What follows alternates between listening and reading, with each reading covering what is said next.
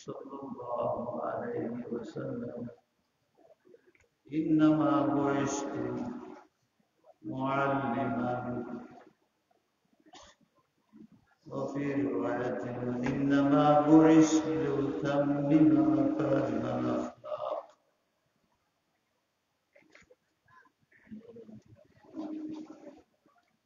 اللهم صل درشك اللهم صل وسلم وبارك على سيدنا محمد وعلى آله وصحبه وبارك وسلم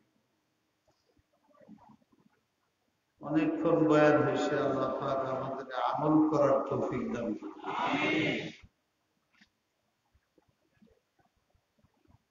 আমি কোরআন শরীফের কোনো আয়াত তেলাওয়াত করি হাদিস পড়ছি সাধারণত হাদিসও পড়ি না আজকে আমি একটা দুটা মস্তা বলি ওয়াইজ না কোরআন শরীফের আয়াত কেন পড়ি নাই এটা আপনারা শুনেন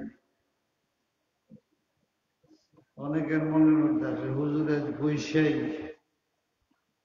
কোনো খুতবাও করে না কিছু না বয়ান শুরু এটা অনেকে জানে না এখানে তো আমরা জানা মানুষ কম যাকে চিনতাম যার কারণে আসতাম আগে দেখতেছি না কলিজা ফেটে যেতেছে গত 1 বছর আগে উনি ওনার দাওয়াত দিচ্ছি যাইবার জন্য আমার মনে নেই গেছে ঢাকা এয়ারপোর্টে গিয়ে যায় আমি নাই আমার কোন লোক নেই ওখানে ময়মনসিংহ গ্রামে যাই কোনো ব্যবস্থাই করে তারা যে দাওয়াত দিচ্ছি এটা আমার মনেই নেই নামছে রাগ হওয়ার কথা না এরকম জায়গার মধ্যে এত বড় মানুষ রাগ হয়নি নিজে না রাগ হইলেও তার লোকেরা নারাজ রাগ হন নাই নেসবত আছে ওনার সাথে আমার উনি আমার সে অনেক বড় আলেম সব দিক দিয়ে ছিলেন আমার মুরব্বী ছিলেন আমার এমন আদর করতে হযরতুল্লাহ হাত দুইয়ের খলিফা উনি এই যে একটা নেসবত ছিল সম্পর্ক নেসবতের অর্থ অনেক লম্বা বাংলাদেশে খুব ভালোবাসা মোহাব্বত ছিল সম্পর্ক রাগ হন নাই আমি মাঝে মাঝে চিন্তা করি এই হালাতে আমি করলে রাগ হয়ে কোথায় জানি যেতাম দেখা যায় ধৈর্য সহ্য তোমার অনেক বেশি ছিল নবিয়ানা চরিত্র ধৈর্য দরকার এখনকার সময়ে আমাদের মধ্যে সবচেয়ে বড় যেগুলো বিপদ যেতেছে যে কারণে ব্যক্তি সমাজ রাষ্ট্র অস্থির অশান্ত এটা অন্যতম কারণ হইল আমাদের মধ্যে ধৈর্য শক্তি নাই অস্থিরতা বেশি সহ্য করতে পারি না কোরআনের দ্বারা বোঝা যায় ওয়াস্তাঈনু বিস-সাবরি ওয়াস-সালাহ নামাজও পড়তে পারবে না যদি তোমার মধ্যে সহ্য শক্তি না থাকে নামাজ আহাম ইবাদত তোমার দ্বারা হবে না যদি তোমার মধ্যে সহ্য শক্তি না থাকে জিগাই কেন সহ্য হয়ে যায় বলে আমার গালি দিছে আমার এই ক্ষতি করছে আমার মনের বিরুদ্ধে গেছে ধৈর্য কোথায় প্রয়োজন আপনার পক্ষে থাকলে আপনার কল্যাণ করলে তাইলে ধৈর্যের দরকার আছে বিবির সাথে মিলে না আর বিবির সাথে খুব সম্পর্ক ভালোবাসা মোহাব্বত ধৈর্য কোথায় দরকার করবো খুব মোহাব্বত আছে মিল আছে এই না ধৈর্যের দরকার যদি একটু আমার মনের বাইরে যাও, এখানে ধৈর্যের দরকার। ধৈর্যের ফল আল্লাহ বলছেন, যারা আমাকে আমার ধৈর্যশীল হয়, আমি তাকে মোহাব্বত করি, সে আমার প্রিয় পাত্র হয়ে যায়। আর কিছুর দরকার নেই। ধৈর্য এমন একটা আমল, তুমি ধরতে পারো। প্রেম প্রীতি করে না মানুষে, একজন হয় প্রেমিক, আরেকজন হয় প্রেমাস্পদ। একজন হয় ভালোবাসে, আর যাকে ভালোবাসে। যে ভালোবাসে সে কিন্তু কাতর হয়, যাকে ভালোবাসে তার হাতে পাগল গোলাম হয়ে থাকে। আল্লাহ বলেন যে ধৈর্যশীল হয়, সে কি আর আমাকে মহব্বত করবে, আমি তার পাগল হয়ে যাই।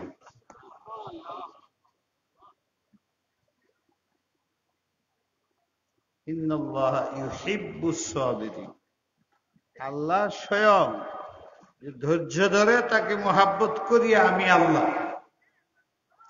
মহব্বত করতে করতে এই পর্যায়ে চলে যাই, আমি তার হাত হয়ে যাই, আমি তার পাও হয়ে যাই, আমি তার জবান হয়ে যাই, আমি তার কান হয়ে যাই। সে যখন কথা বলে, ওই মদিনা থেকে নেহাওয়ান ১,৫০০ মাইল দূরে চলে যায়। ওখানে যারা বসা আছে মদিনাতে কথা ওই পর্যন্ত চলে গেছে। ইয়া সারিয়াল জাবাল। খুতবার সময় হযরতে ওমর ফারুক রাদিয়াল্লাহু তাআলা সেনাপতিকে বলতেছে, ১,৫০০ মাইল দূরে যুদ্ধ হচ্ছে, দেখা যাইতেছে মুসলিম সৈনিকরা পরাজিত হয়ে যেতেছে। উনি ওই জুমার খুতবার কাছে দাঁড়ায়া বলতেছেন, ইয়া সারিয়া। সারিয়া মানে সেনাপতি, তার নাম। আল জাবাল, পাহাড়ের পা সামলাও। পরে মুসলমানরা পাহাড়ের সাইডে যাওয়ার পরে মুসলমানদের বিজয় হয়ে গেছে। মদিনার নেহাওয়াদের মধ্যে ১,৫০০ মাইল দূরে বিজিত অবস্থায় আসলেন। তো হযরত ওমর ফারুক রাদিয়াল্লাহু তাআলা খলিফাতুল মুসলিমিন জিজ্ঞাসা করলেন, কি খবর? বলে, আমরা তো পরাজিত হয়েই গেছিলাম। পরে ওই যে আপনি বললেন, ইয়া সারিয়াল জাবাল, এ সারিয়া পাহাড়ের পাশে যাও, ওই সাইড কন্ট্রোল করো। পরে এই আপনার দিক নির্দেশনা পেলাম, আপনার মুরব্বী, রাষ্ট্রপ্রধান, মুরব্বীকে মানতে হয়।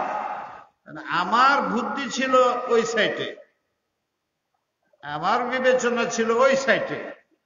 যেই আপনি মুরব্বী আমাকে বললেন ওই সাইড নয়, এই সাইডে যাও, তখন আমার বুদ্ধি রায় সব বাদ দেয়া আপনার মুরব্বীকে মানলাম। আর সাথে সাথে আল্লাহ আমাকে বিজয় দান করলেন। আমি বলছি, এটা তুমি শুনছো নাকি? বলে, এমন মনে হয়েছে যে আপনি আমার ডাইন পাশে দাঁড়ায় বলতেছেন। তাইলে আমি মাঝে মাঝে চিন্তা করি, এটা হযরত উমর ফারুক রাদিয়াল্লাহু তাআলা আনহুর কারামত নাকি সারিয়ার কানের কারামত, কোনটা? হ্যাঁ, এটা আবার স্থির করেন না আল্লাহর রাসূলও, আল্লাহর আয়াতেও নাই। এবং তারা দুইজনেও বলেন এই কার কান কার জবান, কারণ বুঝে নিছি দুইজনই এক ধরনের। এত দূরে থেকে কানে শুনছে, তো আল্লাহ কান হয়ে গেছেন তার। এত দূরের থেকে মুখে বলছেন, তো আল্লাহ তার মুখ হয়ে গেছে। বুখারীর হাদিসে আছে। বললাম এই জন্য যখন বিপদ হয় তখনই তো ধৈর্য। আর ধৈর্য হইলে কি হয়? সে আল্লাহ তাকে ভালোবাসেন, উনার ভালোবাসতে হয় না, আল্লাহ নিজেই তারে ভালোবাসেন। যাকে যে মহাব্বত করে কোনোদিন কষ্ট দেয় না। আল্লাহর ভালোবাসার অর্থ কি? যে যাকে ভালোবাসে তাকে কোনো কষ্ট দেয়? তার শক্তি থাকলে অন্য কেউ তার কষ্ট দিতে পারবে? আল্লাহর চেয়ে শক্তিমান কে? যদি না থাকে, উনি যদি আমাকে ভালোবাসেন, পৃথিবীর সারা শক্তি, সর্বশ্রেণীর শক্তি আমার একটা চুল বাঁকা করতে পারবে। আর আল্লাহ যদি অসন্তুষ্ট থাকেন, তিনি যদি আমাকে মহাব্বত না করেন, সারা পৃথিবীর শক্তি, সমর শক্তি, রাষ্ট্রীয় শক্তি, ব্যক্তি, সামাজিক সবাই যদি আমাকে শান্তি দিতে পারে, চুল পরিমাণ শান্তি দিতে পারবে। ভাইয়ারা আমার, কষ্ট হয়েছে, আমল করার দরকার। একটা আমল ধৈর্য। আমাদের মধ্যে যে পেরেশানি চলছে, এর একটা বড় কারণ হলো আমাদের অল্প কথায় চেতে যায়। বিষয়বস্তু চিন্তা করি না যে আমি চেতে গিয়া কত বড় নিয়ামত থেকে বঞ্চিত হইলাম। এই আয়াতে আরেকটা শব্দ আছে। এখন সাধারণ মানুষের চিন্তা, আমি বসে রয়েছি সৌদি আরব, আর উনি বসে রয়েছে বাংলাদেশে, আল্লাহ জানবো কেমনে? হেন মোহাব্বত করে পরে বসে, আর আমি হেন মুসিবতে। সাধারণ চিন্তা আর কি। বাকি আল্লাহ তো জানে গভীর পানির নিচে মাছে কি বলে, ওটা আল্লাহ শুনেন। পৃথিবীর যেখানে যে কোনো ভাষা যে নেই, যে কথা যে ভাষায় বলতেছে, 1 কোটি, 1000 কোটি, 1,00,000 কোটি কথা একসাথে আল্লাহ শুনেন। অনেকে বলে আল্লাহর গুণের সাথে আমার গুণের মিল নেই, মানুষে বলে। আল্লাহও শুনে, আমিও শুনি, একই তো হইল। আল্লাহ বলেন আমার মতো কেউ নেই। আল্লাহরও শুনে, আমিও শুনি, একই তো হইল। আল্লাহ বলেন, আমিও বলি, একই তো হইল। একই হইল না? আল্লাহ মহব্বত করেন, আমি মহব্বত করি, আল্লাহর গুণ আর আমার গুণ তো একই হইল। এই যে আমি বয়ান করতেছি, আর একজন যদি ইংরেজিতে শুট করে, আপনি শুনতে পারবেন? 2টা শুনতে পারবেন একসাথে? 2টা ভাষা, 3টা ভাষা, 4টা? পুরাপুরি শুনতে হলে একজনের কথা শুনতে হবে। আল কলব লা তাওয়াজ্জাহু ইলা শাইআইন ফি আনিন ওয়াহিদ কামিলান। 2 জনের কথা একসাথে শোনা সম্ভব নয় পুরাপুরি। এইটা ছুটে যাবে, ওইটা ছুটে যাবে, ওই ছুটে যাবে। একজনের কথা মন দিয়ে শোনা, তাহলে কিছুটা পুরা শোনা যাবে। 2 জনের কথা একসাথে শোনা যাবে? আমি বুঝাইবার জন্য বললাম যে পৃথিবীতে বলা হয় যে প্রায় 600 কোটি মানুষ আছে, 7 থেকে 8,000 ভাষা চালু আছে। আল্লামা তানতাভির কওল অনুযায়ী 1300 হিজরিতে পৃথিবীর মধ্যে খাদ্যর সংখ্যা 9 লাখের বেশি আছে। মাছ যে কি পরিমাণ, কত পরিমাণ, পাখি, পিপিলিকা, কত মানুষ, 18,000 মখলুকাত। এইটা এমনি কয়, কত 18,000 মখলুকাত। প্রত্যেকে তার ভাষা সে কথা বলতেছে। আর আর ভাষায় কথা বলতেছে, একসাথে আল্লাহ সব শুনতেছে। আমি তো 2 জনেরটা শুনতে পারি না। কেন আপনি বলেন যে আমিও শুনি, আল্লাহও শুনে, আমিও দেখি, আল্লাহও দেখে, তাহলে তো আল্লাহ আল্লাহ আর আমি সমানই হয়ে গেল। আপনি 2 জনেরটা শুনতে পারেন না। আল্লাহ 200 কোটি ভাষার কথা একসাথে একেবারে পুরাপুরি শুনে, তাহলে কেমন হইল? হুয়া সামিউ বাসীর, সাকরাজানে মুবালাগা, এমন শ্রবণ যার দ্বিতীয় নাই। আমার যে শ্রবণ শক্তি, বলার শক্তি আপনারও আছে। আল্লাহর শ্রবণ আর আমার শ্রবণের পার্থক্য এই, একসাথে আর হাজার আর কথা একসাথে বিভিন্ন ভাষা একসাথে শুনেন, আমি পারি না। এই হইল আমার মধ্যে, আমার শ্রবণ ওনার শ্রবণের মধ্যে পার্থক্য। সে আল্লাহ বলেন ইন্নাল্লাহা মা'আস সাবিরিন, ইন্নাল্লাহা ইউহিব্বুস সাবিরিন, ইন্নাল্লাহা মা'আস সাবিরিন। তুমি ভাবতেছো আমি তোমার মহাব্বত করি, মহাব্বত করলে যে যাকে মহাব্বত করে একসাথে থাকা জরুরি না। একজন সৌদি আরব থেকে আমার মহাব্বত করতে পারে, আমি বাংলাদেশে থেকে সৌদি আরবের একজনের মহাব্বত করতে পারি। তো সে হেন বিপদে বললে আমি হেন থেকে কি করবো? একটা প্রশ্ন মনের মধ্যে জাগে। পরে সাথে সাথে আল্লাহ বলে, আল্লাহ তো সব বুঝে আপনার মনে কি কি ঘুরে।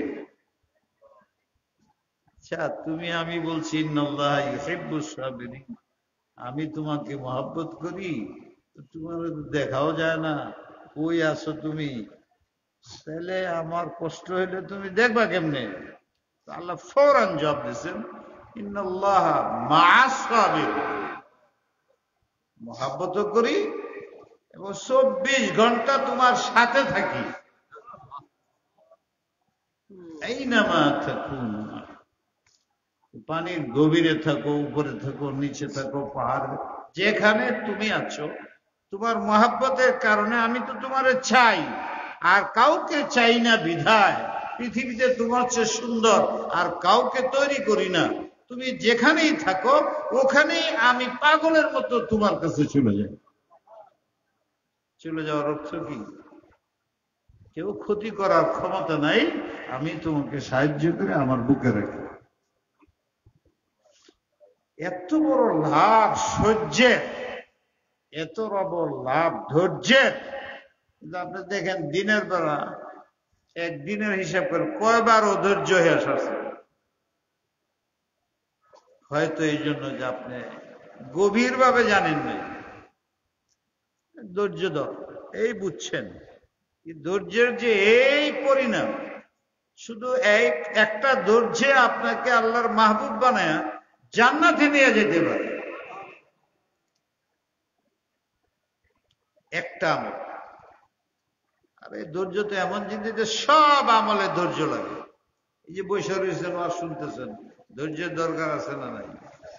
আমি কথা বলতেছি, ধৈর্যের দরকার আছে না নাই? নামাজ 5 ওয়াক্ত ওযু করে সুন্নাত মোতাবেক পড়া, ধৈর্যের দরকার আছে না নাই? এই জন্য ধৈর্যের এই পর্যায়ে নিচ্ছে। স্ত্রী 24 ঘন্টা একসাথে থাকেন, কথা তো দুইজন, একটু আপনার পক্ষে বিপক্ষে মনের মতো না মতো হইতে পারে। সবসময় আপনার মনের মতো হইলে ধৈর্যের প্রশ্ন আসে না। যখন আপনার মনের বাইরে চলে যায়, এমন কিছু ঘটে, তখন স্ত্রীকে দয়া করা, মায়া করা, কষ্ট না দেওয়া, জুলুম অত্যাচার না করা, ছেলের উপরে অত্যাচার না করা, নিগৃহীত না করা যারা আপনার অধীনে, এটার নাম হলো ধৈর্য। ওই ধৈর্যের ফায়দায় নয়। সব কাজে ধৈর্য লাগে ভাই। আমি তো আর করবো না, কে কে ধৈর্য ধরতে রাজি না? তারা হাত উঠে দেখা, ধৈর্য ধরবেন না। একজন পেলেন ধৈর্য ধরতে রাজি আছেন, কারা হাত উঠে দেখা। আল্লাহ তৌফিক দান করুন। একটা মশলা গুলো চায়, এটা কেমনে ফাঁকে দেয় বলছে। হাকিম মোহাম্মদ থানভী বলেন, বসবা আগে থেকে মজবুত ঠিক করে বসবা না, বসলে তোমার মনে যেটা আসে ওইটা বলবা। ওটা আল্লাহর পক্ষ থেকে আসবে। আর তুমি আগে এইটা করবে, এই শুনবো, এই জি বলবো, এই জি বলবো, এই জি বলবো, পরে একটু মনে হবে। যারা শুনে তারা যেন মন দিয়ে মুহাব্বতের সাথে এখলাসের সাথে শুনে, আমলের নিয়তে শুনে।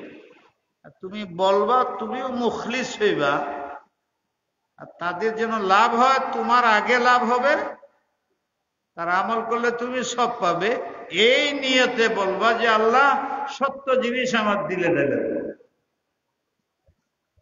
এরপরে তোমার মনে যা আসতে থাকে তাই বল, দেখবা শ্রোতাদের যেটা প্রয়োজন সেইটাই বেরিয়ে কথায় কথায় ওইটাই আসতে থাকে।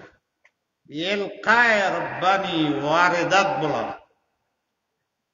আমার জানা মতে মামা তৈয়ব সাহেব এইরকম বোধহয় একটা লোক ছিলেন যার এলকায়ে রব্বানি হইতে। আমি অনেকটি স্বপ্নও জানি তার, এই সবাই যে আমি আইছি এইটারও একটা স্বপ্ন আছে, আর উনি আমার যাত্রাবাড়ি সবাই গেছেন, এইটারও একটা স্বপ্ন আছে, এখানেও স্বপ্ন আছে। মামা মাহমুদের সাথে কথা বলো মিটিং এ আসার জন্য। আর আমার এখানে একবার ওই যে আমি একটু রাগ করছিলাম ফটো নিয়ে, উনি খুব ব্যথা পাইছিলেন, এরপরেও যাত্রাবাড়ি উঠছে সবাই, উনি এমন গালাগালি ধমকাইলাম, এত রাগারাগি করলাম, আপনি আসলেন, কি ধৈর্য, কি ধৈর্য। আপনারা যারা ছিলেন দেখছেন কি এমন রাগ ছিলাম। হ্যাঁ, আমার জীবন বড় মনে হয় হের রাগ উঠে না, আর আমার এমন রাগ উঠছে মসজিদ ছেড়ে ভাগ্য চলে গেছে। তাহলে হ্যাঁ তো যা, আর জীবন আইবি না, হে আবার নিজে নিজে গেছে। আর আমি দাওয়া তো দিই নেই, আইব না জানি, রাগ করে আইছি, তার শোভা ভেঙে দিছি রাগারাগি করে ফটো লইয়া। কিন্তু যাই যে আসছে, আমি তো বলি না, আমি আপনি আসছেন, তাহলে আসছি, কেন আসলেন আপনি, কেন আসে এটা সবার মধ্যে বলুন, তোমার সাথে আলগা বলুন। কি কইছে উঠে এসে বলেন যে হযরত হাদুই রহমতুল্লাহ আলাই এখানে আসছেন, তৈয়ব সাহেবের নিয়ে যাওয়ার জন্য গাড়ি নিয়ে জিরি মাদ্রাসায় আসছে। ডেকে এনে বলছে উঠো, গাড়িতে উঠো, সামনে বসে আমিও আছি, আমি সাথে বসে রয়েছি, তারা ডেকে তুলছে, ডেকে তুলে বলতেছে তুমি কিসের লেগে রাগ করলা, সে তো ঠিকই বলছে, তার শক্তি আছে তোমার এখানে, এই জন্যই বলছে, বললে লাভ তো হয়েছে। চিটাঙ্গে আসছি, আরো কয়েক জায়গায় গেছি, 8,000 গেছি, মেঘলটা গেল, এই তো ঘুরেছি, আর কিছু নাই। একটা কথা আছে, এই মাহমুদ সাহেব আসছেন, কেউ ফটো তুল না, কেউ ফটো তুল না, কেউ ফটো তুল না। ছাত্ররা বলতেছে, ছাত্রদের জীবন ধ্বংসের দিকে যেতেছে এই ফটোর কারণে, এই মোবাইলের কারণে, আর ফেসবুকের কারণে 80% ছেলের চরিত্র নষ্ট হয়ে যেতেছে।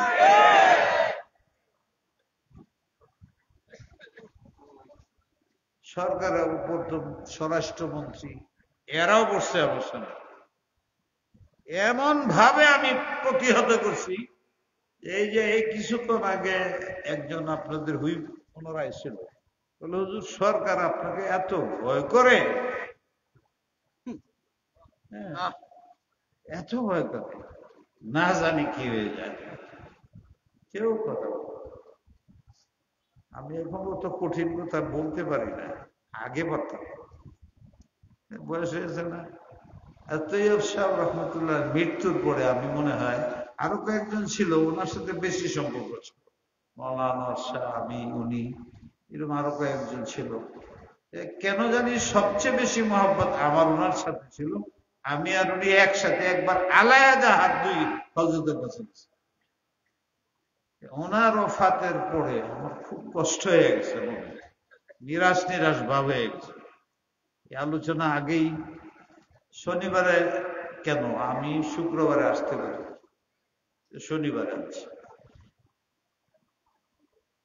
উনি দুনিয়াতে চলে গেছেন, আমার আসার মতো ব্যবস্থা ছিল না। ধৈর্যের পাহাড় এইভাবে গেছেন, গাড়ি একটা করতে নিয়ে টিয়া রাত্রে এই জঙ্গলের মধ্যে গ্রামের মধ্যে 11টার সময় করছে। এই দেবুদে তো 8টায় রওনা হয়েছে প্লেনে, আর রাত্রে 11টায় আমার এনে গেছে। দেখ আমি তখন দোয়া করার জন্য রেডি হয়েছি বয়ানে, দিয়ে উনি আসছেন। আমি তো লজ্জা যতটুকু পাইছি, পরে বসছেন, যে আপনি বয়ান করেন কতক্ষণ, আপনি খুব কষ্ট পেয়েছেন, আমার খুব খেয়াল নেই। আমিও সাপ বলছি, আমার খেয়াল নেই। ঠিক আছে, আমি একটু কথা কই, আমার শরীর খারাপ, আমি যাই। তো উনি বললেন, আমি বসে দিলাম, 1.5 ঘন্টা আধা ঘন্টা বয়ান করলেন, যে আমি বললাম যে আপনি বসেন রেস্টে, আমি আসতেছি। আমি আর আধ ঘন্টা বয়ান করছি, বয়ান করে রুমে গিয়ে দিয়ে উনি ঘুমায় গেছে। আল্লাহর হেকমত তো বুঝি না, আমার ওই দিন অবশ্যই ঢাকায় চলে আসতে হয়।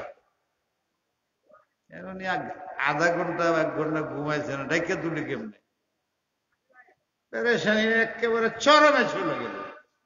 যে উনি আইলেন, দাওয়াত দিলাম, আমি নাই, আবার নিজেই আইলো 100-150 মাইল দূরে গ্রামের মধ্যে। এখন উনি ঘুমাইছে আর আমার এখন যাইতে হয়। উনার এই জঙ্গলে ফালাইতে আমি চলে আসছি ঢাকা। সকালে 10টা পর্যন্ত ঘুমায় টুমায় উনি চলে আসছে। আমি ভাবলাম যে একটা দৈনিক করে আসলাম, আর আজকে তো চরম বেওয়াফাই করলাম, গাদ্দারির মতো। না ওনারে এয়ারপোর্টে রিসিভ করলাম, না আবার বাড়িতে আইসে আমি এনে ঘুম পাতে আমি আবার ঢাকা চলে আসছি। কত রাজধানী হয় এবার আল্লাহ জানে। বলে কোথায় আইছিলাম, দৈনিক ঘুরে আবার এনে আইসি। এসে বললাম যে আপনি কষ্ট পেয়েছেন মনে কিছু না, আমি তো মনে করছি অসম্ভব তোমার দ্বারা এরকম করা। যদি তোমার একটা অসম্ভব প্রবলেম না হইতো, তাহলে তুমি যাইতা না আমার ছেড়া, এটা আমি ইত্মিনান আছি, আমি কোনো চিন্তা করবো। এখন বলো কবে আসবা আবার ওইখানে। আমি আপনাদের বুঝাইলাম যে উনি কেমন ধৈর্য, উনি তো দুনিয়ার নায়ক হোক, সামনে বলে তো বলতেছি না, সামনে তো আপনারা জানেন খুব রাগারাগি করছে। এরপরে উনি গেছে এবং এই ঘটনা ঘটছে আমার সাথে। এরপরে আবার বলতেছেন, আমি জানি তোমার বিশ্বাস প্রবলেম না থাকলে আমার এবার এখানে আসতাম, আমার কোনো কষ্ট হয় নাই, ওরা সুন্দরভাবে আমার ঠিক করে দিচ্ছে। আপনি পারবেন ধৈর্যটা ধরতে? আল্লাহ পাক তার নেমাল বদল। এখন যারা মাদ্রাসায় আছে, যারা চালাও, ওনার নকশে কদমে চলো, সুন্নত মোতাবেক চলো, গুনাহ বর্জন করো, তোমরা মিল মোহাব্বতের সাথে চলো, একজন আরেকজনের সাথে রেশারেশির ভাব করো না, তাহলে তোমার বাবার ক্ষতি হবে, বাবার বদনাম হবে। বুঝতে আসো আজকাল কি হচ্ছে, প্রতিষ্ঠানে সুন্দর হবে, মোহাব্বতের সাথে সব উস্তাদরা ছাত্ররা মিলা চলবা, গুনার কাজ করবা না। খের আল্লাহ তৌফিক দেখ। আমি একটা আমল কথা বললাম, মধ্যে ওনার কথা আসছে মনে, এই জন্য 2 নম্বর কথা যেটা আসলে বলতে চাই, কেন আমি তেলাওয়াত করি না। আগে বেশি বলতে হইতো না, অনেক যে হুজুরে সুন্নত সুন্নত করে, অথচ ক্ষুদ্রের মধ্যে একটু আয়াত টায়াত করবো, পুরাটা ওয়াজের মধ্যে আয়াত করে। ওনার কোনো ওয়াজে হাদিস একটা দুটা বলে, আয়াত তো বলে, কথা তো ঠিকই বলতেছে, কিন্তু না বুঝের কারণে এটা একটা প্রশ্ন বদনামের আকার ধরছে। কেন আমার বলতে হয়, এই মশলাটাই শুধু বলবো, আর কিছু বলি। আবু জাহেল ঘোষণা করলো, কোরআনের মধ্যে আছে, কোরআনের এত তাসির, এত প্রক্রিয়া, আল্লাহ এত কোরআনে যা বলার বলছেই। পাহাড়ের চেয়ে কঠিন হইল অমুসলিমদের অন্তর। আল্লাহ তাকে পয়দা করছেন, আত্মা দিছেন, ব্রেন দিছেন, চোখ হাত দিছেন, সূর্য নক্ষত্রের দ্বারা উপকৃত হচ্ছি, খাদ্যের দ্বারা উপরে, সব তো আল্লাহ। এরপরেও এর দিলটা এত কঠিন, সে আল্লাহকে মানে না। আর আল্লাহকে একদলে মানে মুসলমানরা, কিন্তু ওনার হুকুম মানে না। আর যদি হুকুম মানে, এটা সুরতার মানে আত্মা নাই, শরীর আছে আত্মা নাই, সুন্নত মোতাবেক নামাজটাই পড়ে না। আগে এগুলো সাধারণ মানুষের ছিল, এখন মাদ্রাসার মধ্যে প্রায় 90% নামাজ খেলাফে সুন্নত হচ্ছে, কোনো খবর নেই। এই তো আমাদের অবস্থা। আল্লাহরেই মানে না একদম, আর আল্লাহরে মানে আমল করে না। আর একদল আছে আমল করে, কিন্তু আমল আমলের মতো করে না। যদি কেউ বলে খেবেও, নামাজটা সুন্নত মতো, তুই বেশি বুঝাস নাকি, এই একটা করে, এই হুজুরটা বেশি কথা করে, এই মশলায় এত মশলা করে আমরা পারবো নাকি? না পারো, বললাম আমি, শুনে রাখো। শুনলেও তো সওয়াব, শুনছ তো, আল্লাহ বলবে শুনছি না আমার বান্দা, এইটার উসিলা মাফ করে দিবে। এই অবস্থা দেশের মধ্যে। আবু জাহেল ঘোষণা করল, যেই কোরআন শুনে মুসলমান হয়ে যায়।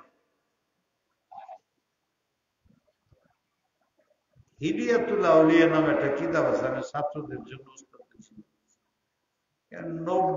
900 মানুষের নাম লিখছে, যারা শুধু কোরআন শরীফ তেলাওয়াত শুনে এর তাসিরে পাগল হয়ে মুসলমান হয়ে গেছে।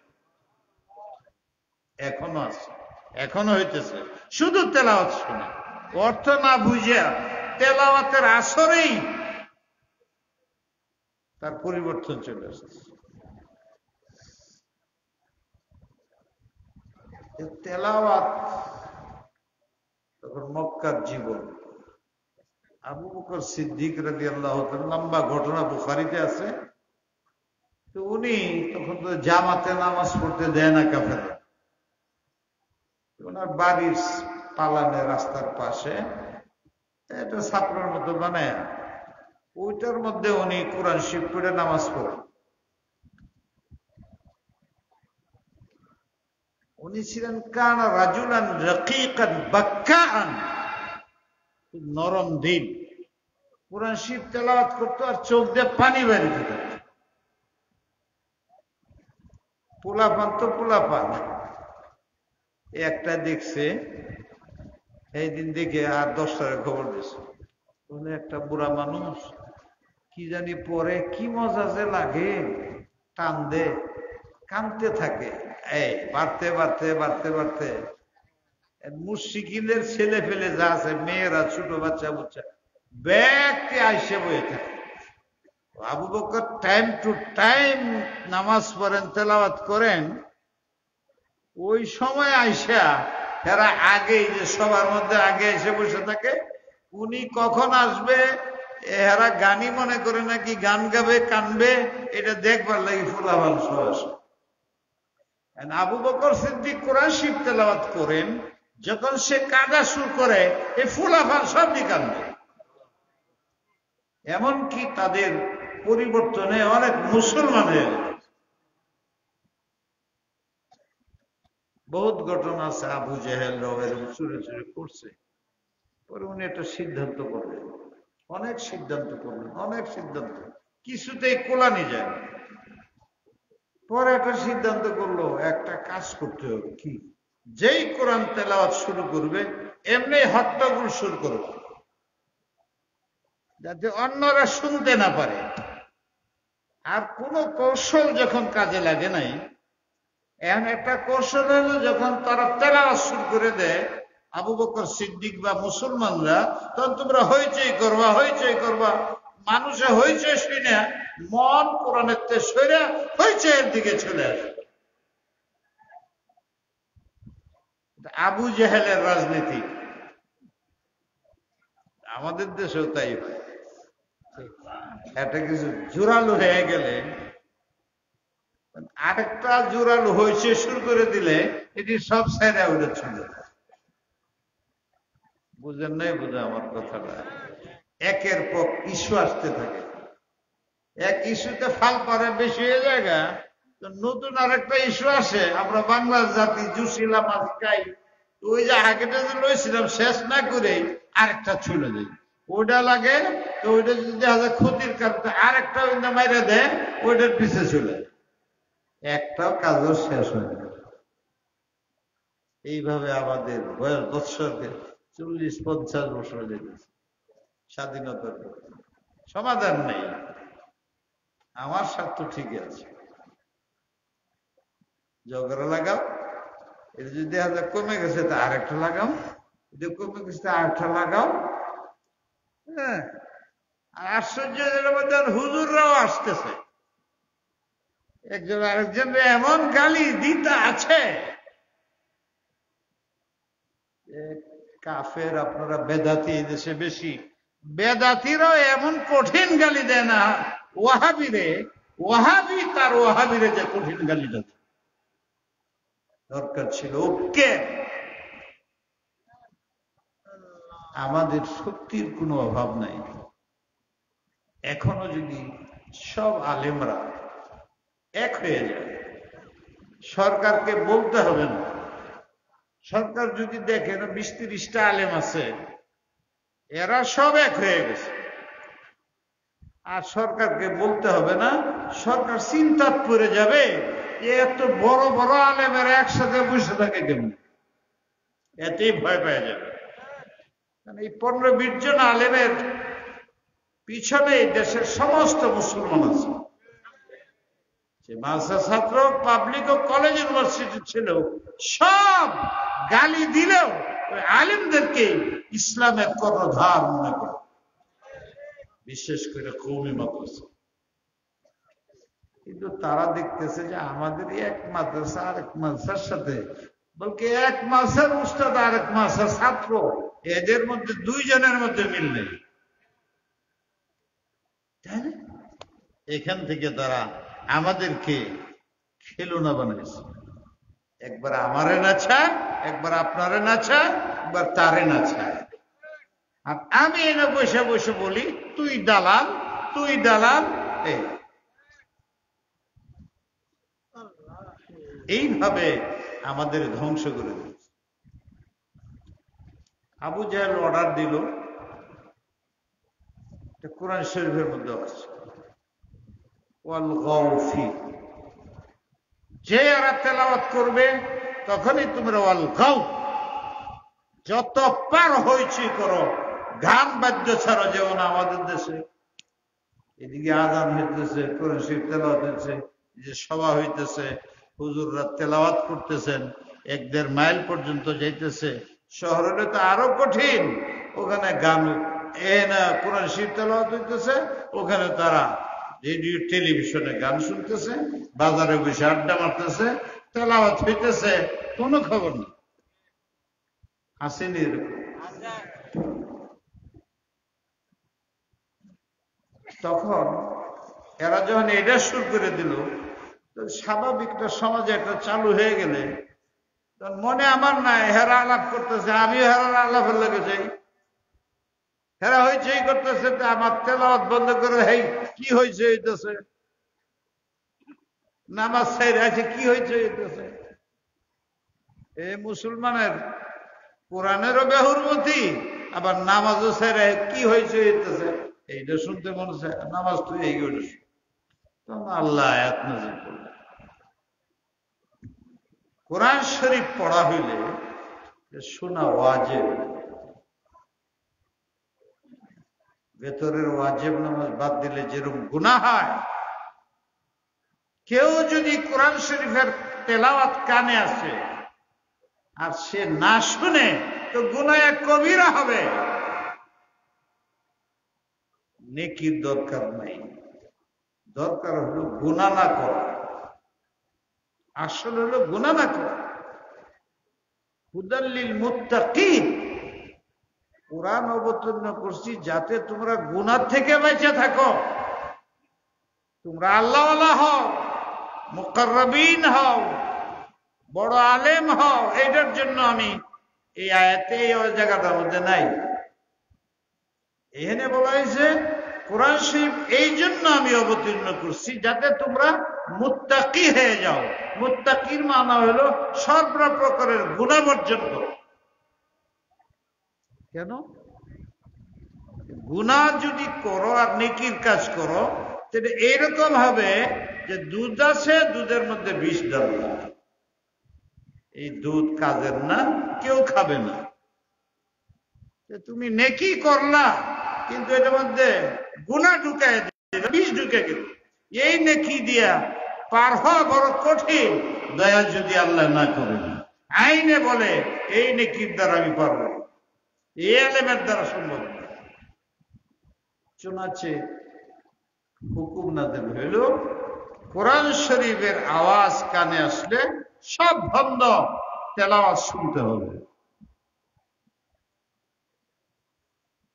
ওয়াজিব, বিশেষ কোন শরঈ কারণ ছাড়া যার কানে যাবে কোরআন শরীফ শুনতে হবে, ওয়াজিব। আমি এরকম মিটিং এর মধ্যে কম বয়ান করি। আমি মসজিদ মাসে এই যে আইসে দুই ভাইয়ারে, দুইটাই তো আমার কলিজার টুকরার মতো, একসাথে অনেকদিন ধরে দুইটারে রাগারাগি করছে। না আমার একটা মসজিদের মধ্যে আসবো, আমি তো ফিল্ডে ওয়াজ করি না। কেমনে ওয়াজ করবো? আমি এখন পর্যন্ত 5টা 10টা আয়াত পড়তাম।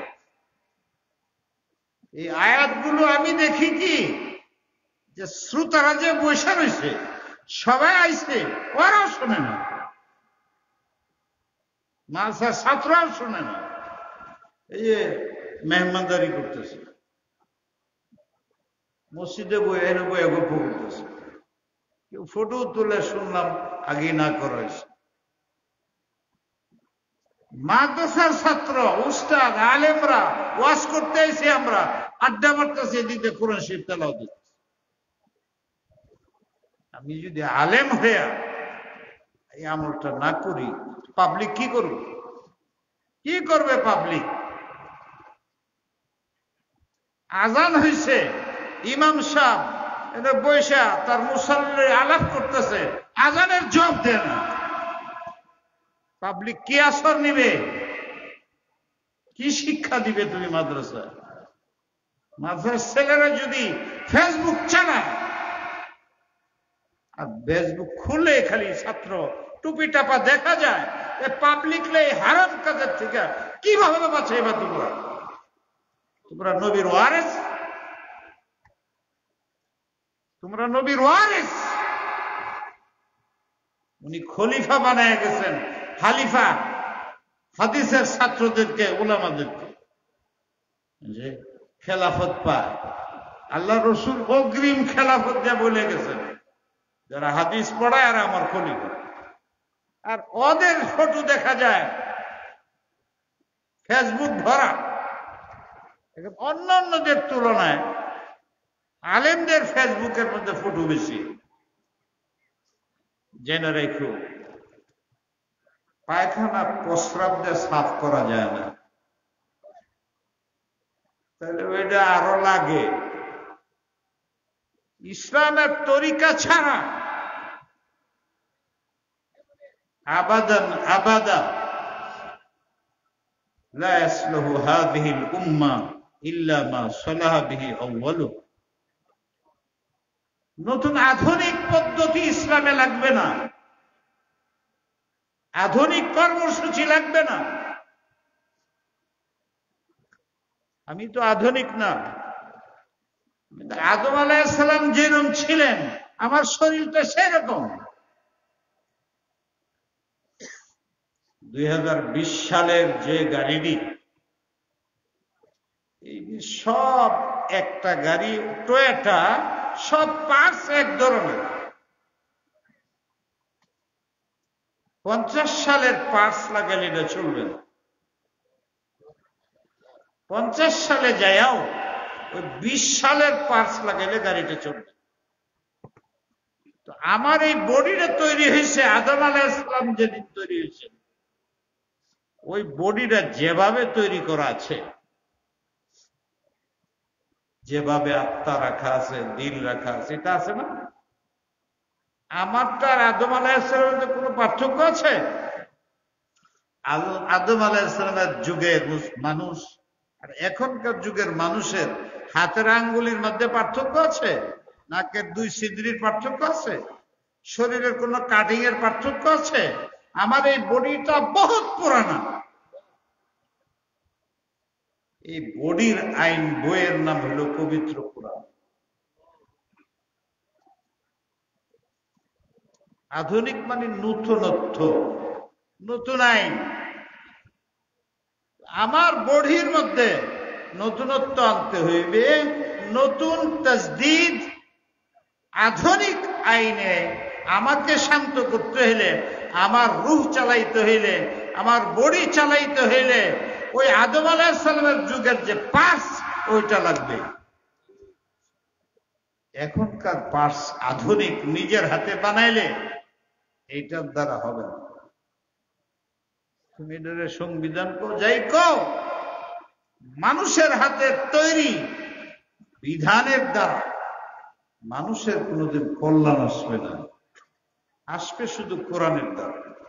কোরআনটা এমন ভাবে তৈরি করা হয়েছে, ওই যে পুরানা বডি আদমের ছিল, এখনো যে পৃথিবীতে একই বডি আছে, ওই কোরআনের মধ্যে সর্বযুগীন সর্বকালীন ওই বডির জন্য, আত্মার জন্য, শরীরের জন্য, দেহের জন্য, চোখের জন্য, নাকের জন্য ওইখানে যে আইন লেখা আছে ওইটা চালু হইলে দেশে দর্শন থাকবে না, নারী দর্শন থাকবে না, ঝগড়া থাকবে না, ফাসাদ থাকবে না, একজন আরেকজনের বিবি বা বোনের দিকে হাত পাতবে না। যতদিন তুমি এই আইন বাদ দিয়া মানব রচিত আইনের দ্বারা করো, এটা এরকম হবে যে 2020 সালের পার্টস 300 সালের গাড়ির মধ্যে ঢুকাবে, গাড়ি বা চলবে না, মধ্যে থেকে তুমি মরবা। কোরআন শরীফ তেলাওয়াত শোনা ওয়াজিব। আমি যে তেলাওয়াত করব, আমি তো জানতেছি যে আমার মঞ্চে যারা বসা আছে ওই কোনার মধ্যে বসে কেডা কার পরে ওয়াজ করবে, কেডা কার পরে ওয়াজ করবে, পানি লইয়া চা লইয়া, এটা এনে বসে এই হুজুররা করতেছে। আমি যে তেলাওয়াত করব, তাহলে আমার তেলাওয়াতের দ্বারা হাজার হাজার মানুষ গুনাহগার হয়ে যাবে, হাজার হাজার মানুষদের। একটা সভা হইলে নামাজের সময় দেখা যায় 2000, এইরকম একটা সবার মধ্যে 4-5 হাজার লোকের নামাজই পড়ে, জামাতও পড়ে। এই সবার কোন অর্থ আছে? আমি কোরআন শরীফ তেলাওয়াত করব আর তুমি আওয়াজ করবা শরীয়তে ওয়াজিব, তাহলে এই 2000 মানুষ যে তেলাওয়াত শুনতেছে না, এই 2000 মানুষ গুনাহে কবিরা হয়ে গেছে। এর চাইতে আমি না পড়ে থাকি, কি করব? মসজিদের মধ্যে আজান দেয়, জুমার আজানের পরে লাইন ঠিক করেন, লাইন ঠিক করেন, লাইন ঠিক করেন। কোরআন শরীফ ঠিক করে শুক্রবার দিন কোরআন শরীফ তেলাওয়াত করে মাইক ঠিক করে। কোরআন শরীফ মাইক ঠিক করার জন্যই ছিল, আর কোন তরিকা পাইলে না। কোরআন তো আছে তোমার দিল ঠিক করার জন্য। প্রত্যেক দিন 1 পারা না পারো, তুমি যা পারো দৈনিক 1 পৃষ্ঠা পড়ো। আলেম হইলে তো 1 পারা অবশ্যই, হাফেজ হইলে তো 2-2.5 পারা অবশ্যই, সুন্নত নামাজ পড়লেই হয়। কিন্তু পড়ো। আলেম কেমনে হইবা? দিন পরিষ্কারের সবচেয়ে বড় মহৌষধ হলো তেলাওয়াতে কোরআন বা শোনা। উমর ফারুক তো কোরআন শরীফ তেলাওয়াত বোনেরটা শুনে ইসলাম গ্রহণ করছে। তুমি যদি করো তাহলে তার চেয়ে বেশি ক্রিয়া হবে। তেলাওয়াত নাই, মুতালা করে সময় পাই না, তেলাওয়াত করবো। তো তেলাওয়াতটা করবে কে?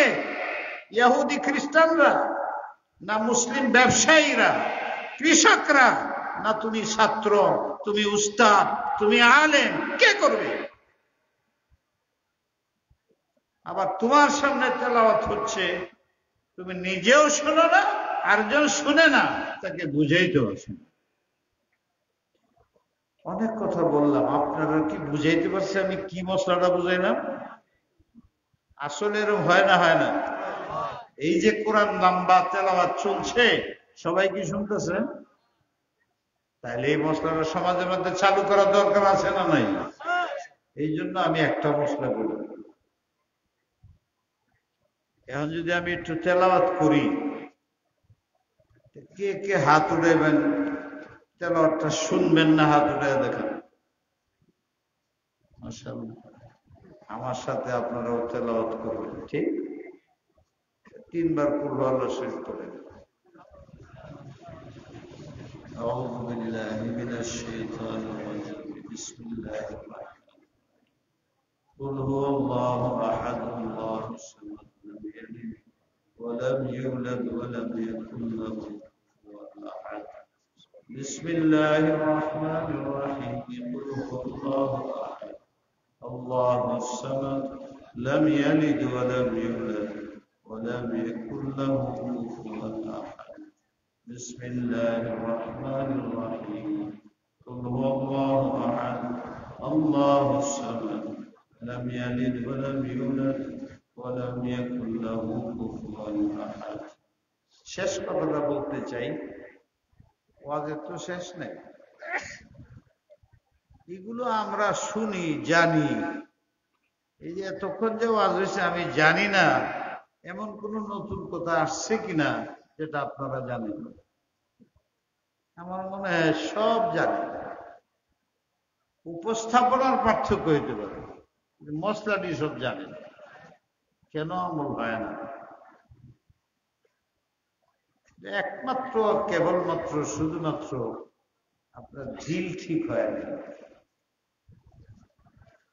দিলে ইয়াকিন নাই। বলি আমি মুমিন, কিন্তু আসলে পুরা ঈমান নাই। দলিল এই যে বৈশা রয়েছেন, যদি একটা সাপ আয়, হুজুরে ওয়াজ করতেছে, বৈশা থাকবো কেউ? ভয় যে সাপে কাটলে মরে যাব। সাপে কাটলে মরে গেলে তো হাদিস আইছে শহীদ হইবে। ভালোই তো হলো, কায়দা বের বয়ে থাকে, সাপে কাটুক, মরে যান, শহীদ হয়ে যাবেন। দিলেন দৌড়। খুদার কসম, বুখারীর হাদিস, যারা ফটো তোলে 14তে 15টা সহিহ হাদিস বুখারীতে 4টা 5টা আছে, যার মধ্যে লেখা আছে পৃথিবীর কাফের বেদিন সবকিছু মিলায়া সবচেয়ে অভিশপ্ত কে? হুজুর বলছেন যারা ফটো তুলে আর তোলায়। অভিশপ্ত আমার।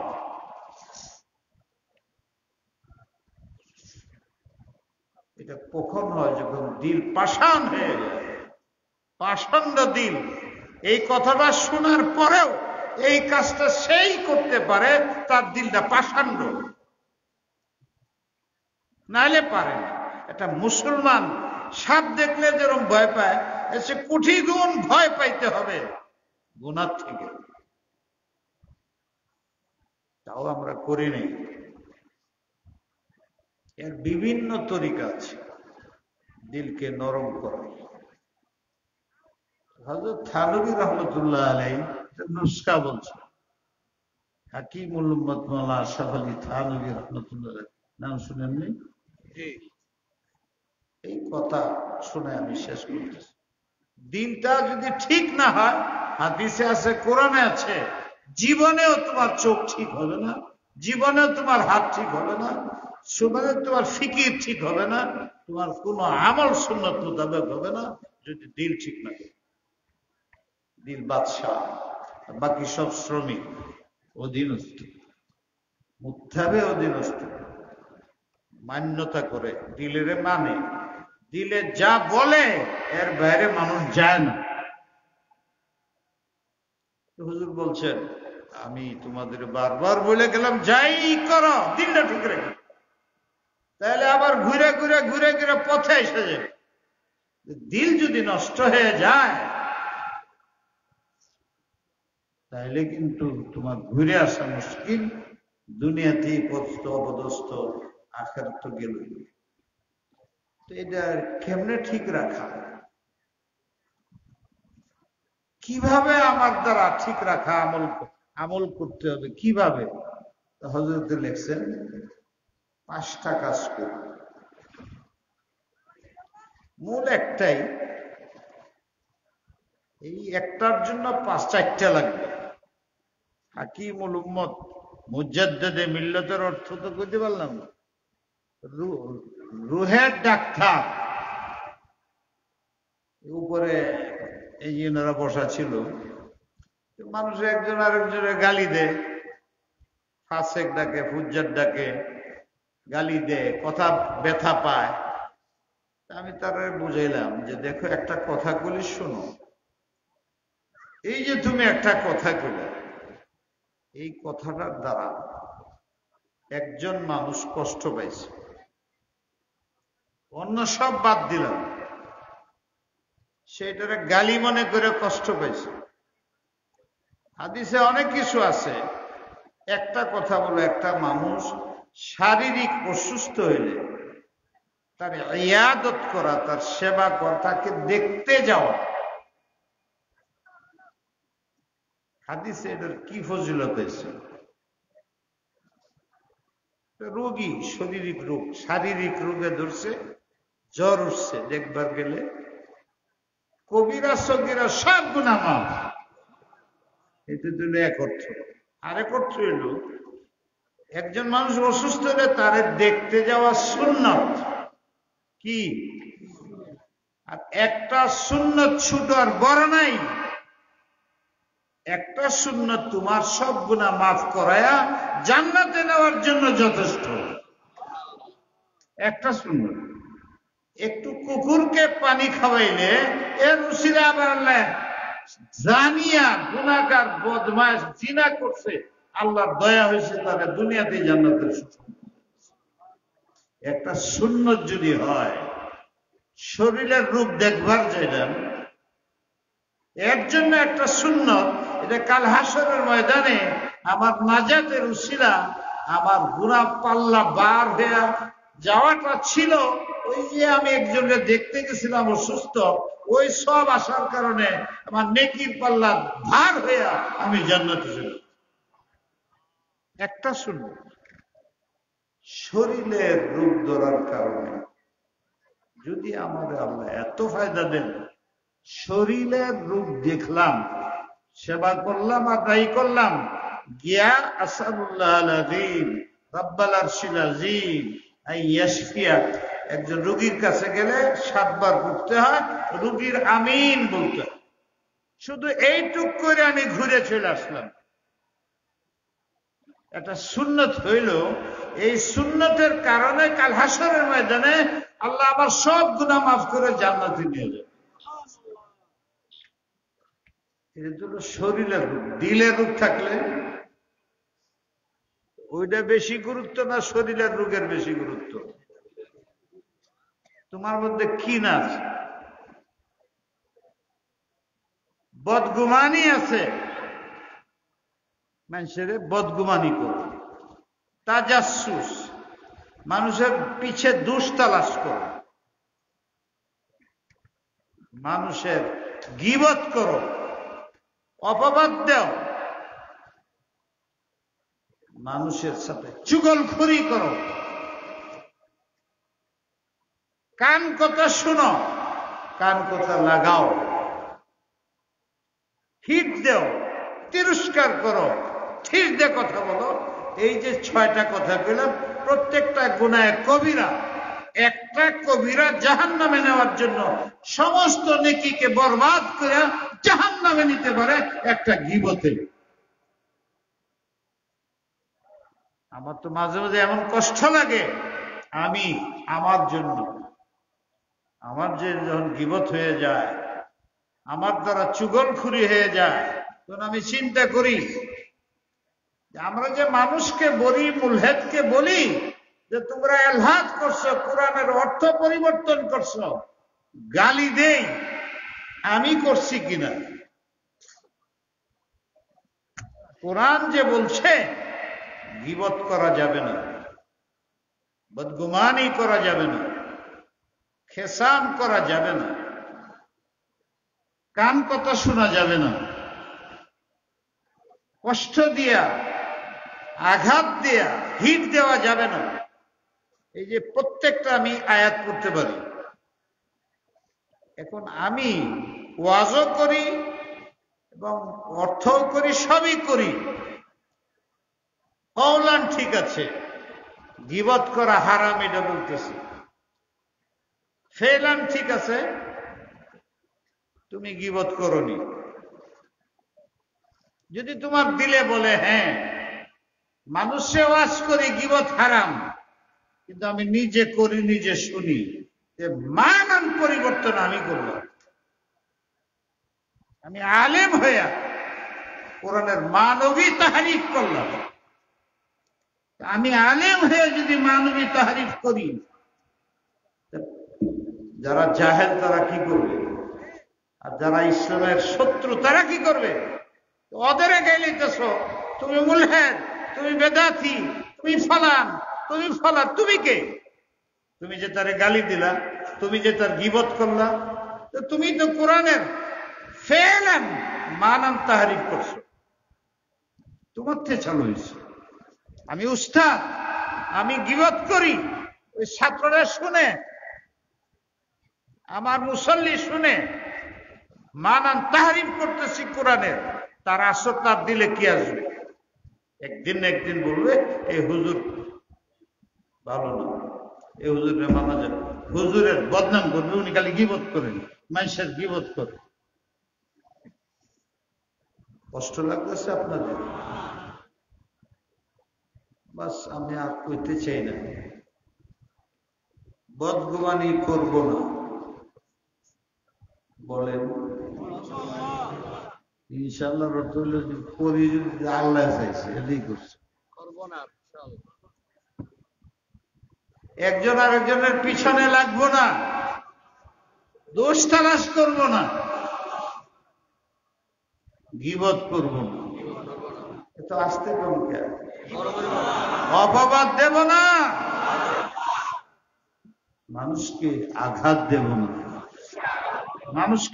মানুষের কল্যাণ করব, কোনদিন প্রতিশোধমুখী হব না, কাম কথা শুনবো না, কুটনামি করব না, আঘাত লাগে এমন তিরস্কার করব।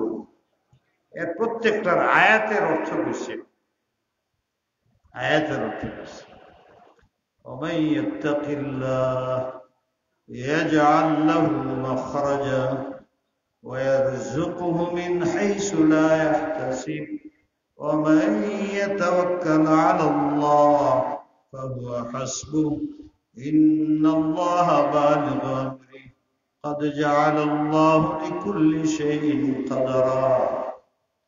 থানবী বলেন, তোমার দিলের ভিতরে গুনাহি দূর করে দিলে আল্লাহর মুহাব্বত পয়দা হবে।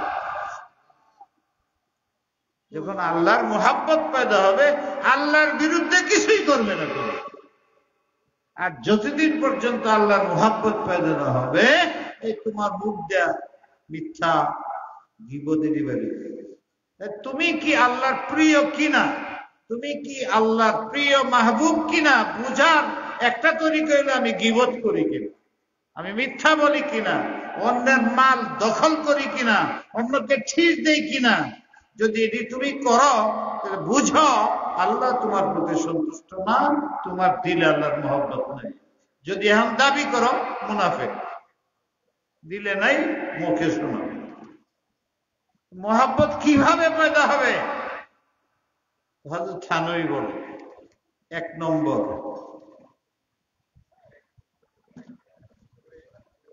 আল্লাহ আমাদের আমলের তৌফিক দান। শুকরে নিয়ামত। আল্লাহ তোমার অন্যটি না বুঝো, তোমার চোখটা তো ছিল, এটা না থাকলে, শুধু 2টা চোখ না থাকলে তোমার জীবনটার কি অবস্থা হবে? যার নাই সে বুঝে, আমি বুঝি না। যদি আমার জবান না থাকে, কথা বলতে না পারি, তাহলে কি হবে? কোটি টাকা দিয়ে আমি কি করব? যদি আমার নাক না থাকে, এটা কোনো বাজার থেকে কিনে লাগানো যাবে? পৃথিবীর কোনো বাজার। পাও না থাকলে হাঁটতে পারবো? তাও না।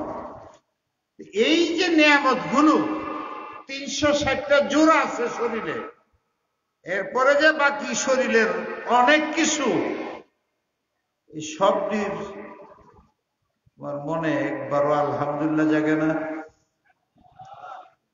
একবার করে বড় বড়টির মধ্যে চিন্তা করে কমপক্ষে সারাদিনে হাঁটতে উঠতে বসতে 100 বার আলহামদুলিল্লাহ বলো, মুখ দিয়ে বলো। সহজ করছেন আল্লাহ। তুমি আলহামদুলিল্লাহ বললে আমি খুশি। ছোট বাচ্চা যেরকম কথা কইতে পারে না, আম্মা একবার করলে মা খুশি হয়ে যায়।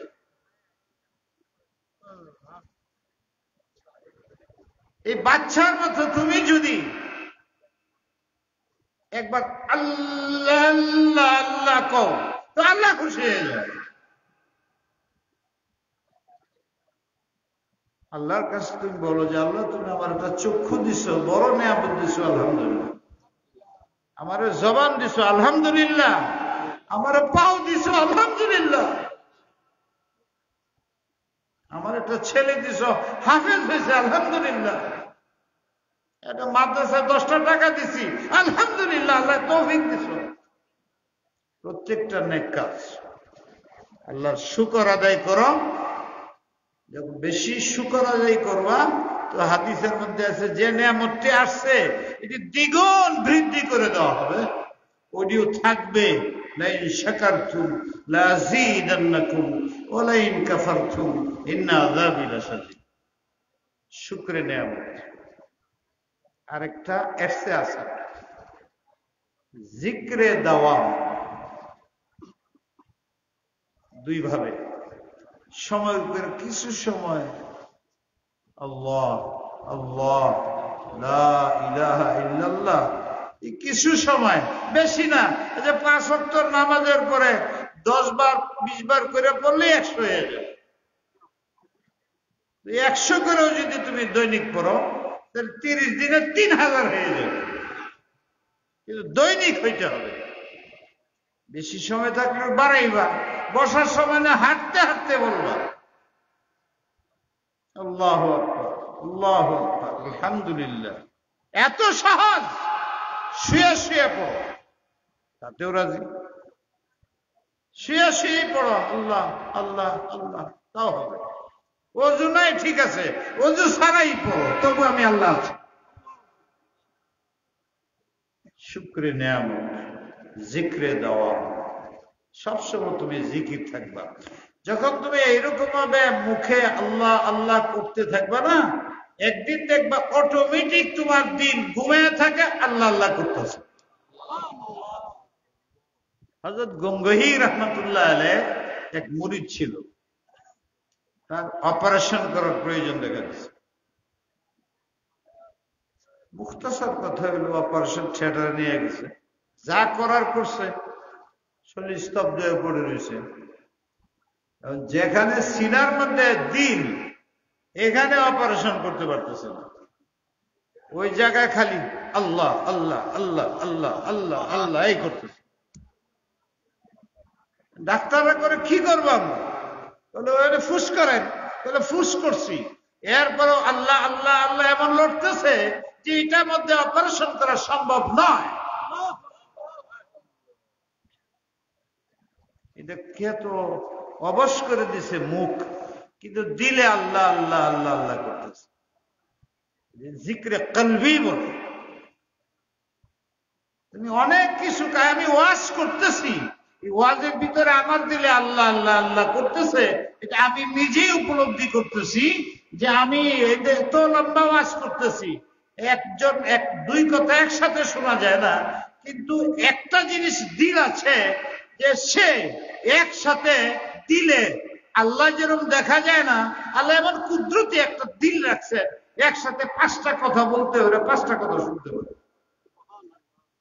আমি এদিকে তোমাদের ওয়াজ শোনাইতেছি, ওদিকে আমার দিলে আল্লাহ আল্লাহ আল্লাহ এটা বলতেছে। এই কুয়াত দিছে আল্লাহ দিল, জিক্রে দেওয়া। নম্বর 3, যে কোনো আমল করো শরীয়তে, সবটির জন্য সওয়াব লেখা আছে। এই আমল করলে এই সব, এই আমল করলে এই সব, এই আমল করলে এই সব। কোনটা 2টা, কোনটা 3টা, কোনটা 5টা, এরকম আছে। হুজুর হযরত থানভী বলেন, তুমি একটা নিয়ত করো, যে কোনো আমল করো, একটা নিয়ত অবশ্যই করবা, আল্লাহ আমি ওযু করলাম। ওযু করলে সারা শরীরের গুনাহ পড়ে যায়। সুন্নাত মোতাবেক ওযু করলে নাকিয়্যাম হাত্তা ইয়াখরুজা নাকিয়্যাম মিনাজ যুনুব, শরীরে কোনো গুনাহ থাকে না। ওযুর শেষ পানি বেরিয়ে গেল, সারা শরীরে সব গুনাহ মাফ হয়ে যায় সুন্নাত মোতাবেক। ওযুর সব তো এটা আছে, আরো আছে। তখন তুমি নিয়ত করলা, আমি যে ওযুটা করলাম, তুমি তো সব ওযুর যা দিবা দিবাই, আমি এটা নিয়ত করলাম কি তোমার মহব্বত চাই। এই আমলে আমার একটা নিয়ত হলো তোমার মহব্বতের, তোমার হাবিবের নবীর মহব্বতের। আমি অনেক চিন্তা করলাম, হযরত থানভীটা কুচ্ছি কইলো, আর যে থানভী বলছে ঠিকই বলছে, কি চোখের সামনে বুঝি নাই অনেকদিন পরে দেখলাম ওই যে বুখারীর প্রথম হাদিসটা, ইন্নামাল আমালু বিন্নিয়াত, ওয়া ইন্নামা লিকুল্লি ইমরিইম মা নাওয়া। এই মাটা কি? মা তামিমের জন্য আসে, 10টা 15টা তৌজি করছে মানুষে। আমার মনে হলো এই তো একটা অর্থ আছে, কি মা নাওয়া, তোমার মনে যা ইচ্ছা তা নিয়ত করো, যা ইচ্ছা। আমি একটা সুন্দর বিবি চাই, ওযুর সময় নিয়ত করো। আমি ছাত্র মানুষ, আমার এলেম চাই, এই নিয়ত করো। আমি হেফজখানায় পড়ি, আল্লাহ আমার তাড়াতাড়ি হাফেজ বানায় দে, মুখস্থ রাখবার চাই, এই নিয়ত করো। আমি একটা দোকানদার, আল্লাহ আমি তো দোকানদার, লেখাপড়া জানি না, আমি ওযু করলাম, আমি যেন আমার ব্যবসার মধ্যে যেন লাভ হয়। মানে মা নেওয়া, তুমি নেক আমলের সময় তোমার মনের যেটা প্রয়োজন বেশি ওইটা নিয়ত করো।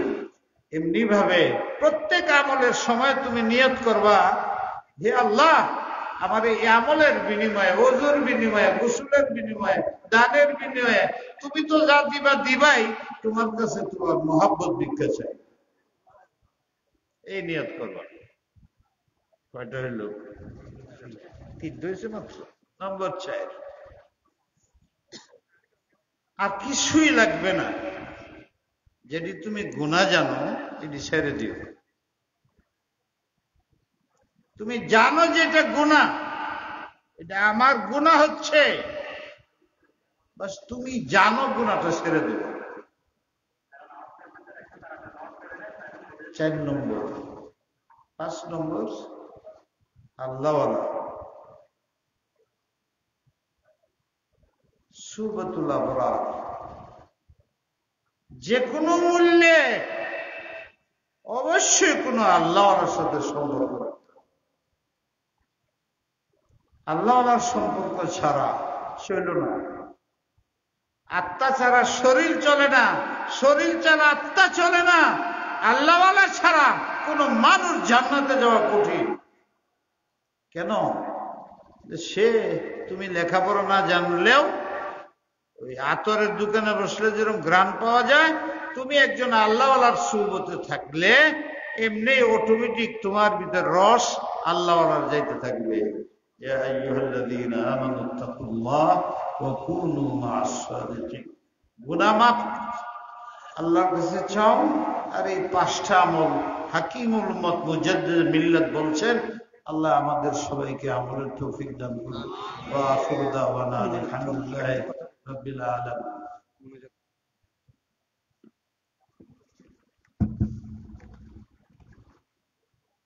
আমাদের এই ইসলাহি জোরের জন্য যারা আর্থিক এবং শারীরিকভাবে এবং পরামর্শিকভাবে যারা সহযোগিতা করেছেন, অনেকে দোয়া চেয়েছেন, তাদের জন্য দোয়া করা হবে। হযরত দোয়া করবেন। এবং আরো অনেক লোক আমার কাছে বলেছেন সুস্থতার জন্য, অসুস্থ লোক, যেমন আমাদের লোকমান হাকিম সাহেব, যিনি সুবেদার স্টিলের চেয়ারম্যান, উনি খুব অসুস্থ। এরকম আরো অনেক, আমাদের মিরানুর সওদাগর সাহেব, আরো অনেকে দোয়া চেয়েছেন। অনেকের নাম একটু নাম নেওয়া যাচ্ছে না।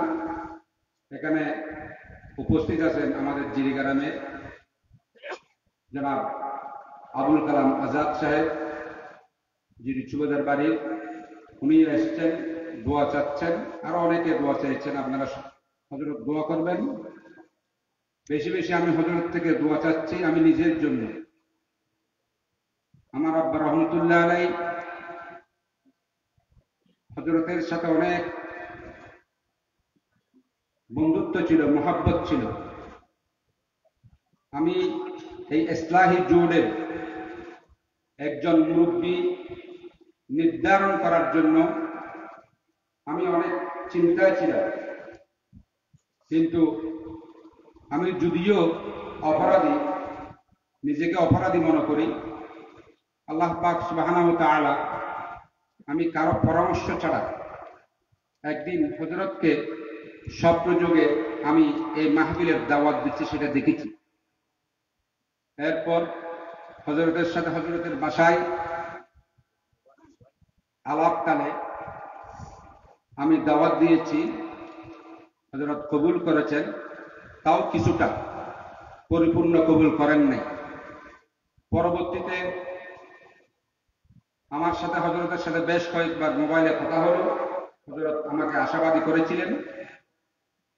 লাস্ট টাইম গত 4-5 দিন পূর্বে আমাদের মাদ্রাসার একজন ওস্তাদ কে রাত 3টার সময় আমার আব্বা রহমতুল্লাহ আলাইহি স্বপ্নযুগে ওনাকে বলতেছেন, মাওলানা ইসলাহি জোড়ের জন্য যাত্রাবাড়ি হযরতকে দাওয়াত করা হয়েছে, তুমি যোগাযোগ করতেছ? উনি আব্বা রহমতুল্লাহ আলাইহির উত্তরে বললেন, হযরত আমি তো দাওয়াত দিই নাই, রাবাতা করতেছে, যোগাযোগ করতেছে মাওলানা খুবাইব। না ভাই, মাওলানা খুবাইবও যোগাযোগ করতেছে, তুমিও যোগাযোগ করে কনফার্ম করে নাও। গুরুত্বটা, আমার যে নির্ধারণটা, সেটা আমি মনে করি মিন জানিবিল্লাহ, আল্লাহর তরফ থেকে হয়েছে। ওই কবরস্থান থেকে রুহানি তাওয়াজ্জু যেটা, ওনারও এটার মধ্যে সম্মতি আছে, সেটাও আমি মনে করলাম। আলহামদুলিল্লাহ, মুরব্বি পেয়েছি।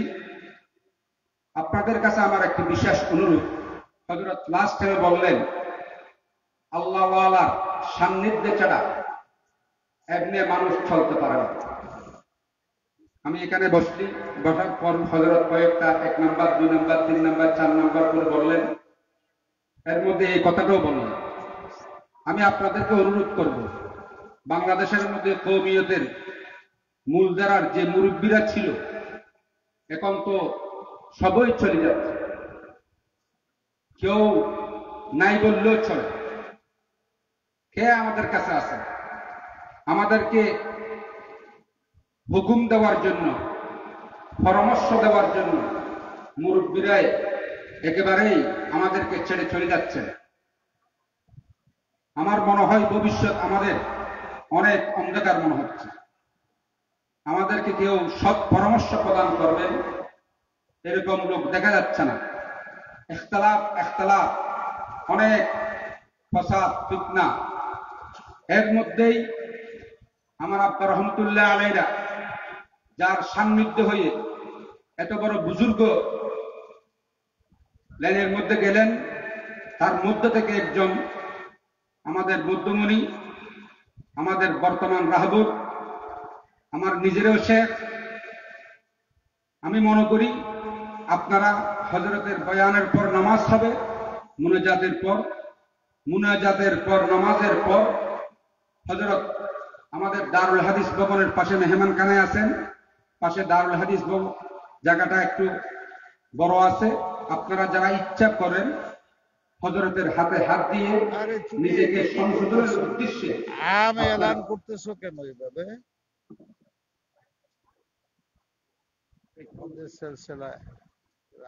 এলান করে বয়াত করার তো নিজাম নাই।